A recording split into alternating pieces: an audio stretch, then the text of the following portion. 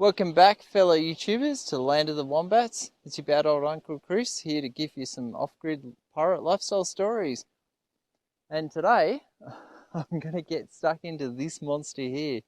I call it the Meg, after the giant megalodon. And this is a truly massive stump, and it's probably one of the biggest ones I've ever cut into. And my saw's like a 72cc steel, but it's only 5.5 horsepower, so it's probably getting the upper limits of what it can deal with this particular stump. Anyway, whatever. It's a job that's not started, that takes the longest to finish. And this is what cheap land looks like. So after the 1983 Ash Wednesday fires, where about 70 people died, the loggers came into the area and salvaged as many fire logs as they could get their hands on. And after about 5 years, so that would have been about 1988, the logs are no good. So what happened was it becomes commercially not feasible to continue the logging operations, and then they just finished up and just left all of this rubbish behind us.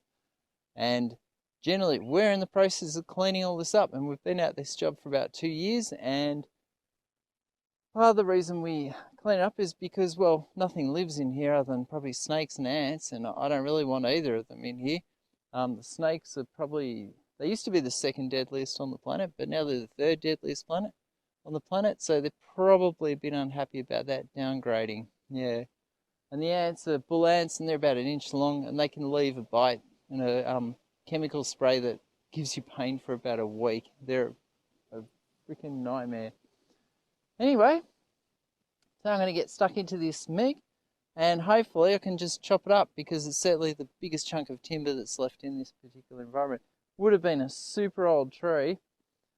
I would say probably easily 300 years old, and would have been well over 50 meters, which would have been 165 foot. So a pretty decent tree, and they've obviously cut it up, milled it off, and you can see the cuts here. Actually, they've taken that off. And yeah, it's no good. So hang in there, and I'll show you a photo montage of cutting this thing up.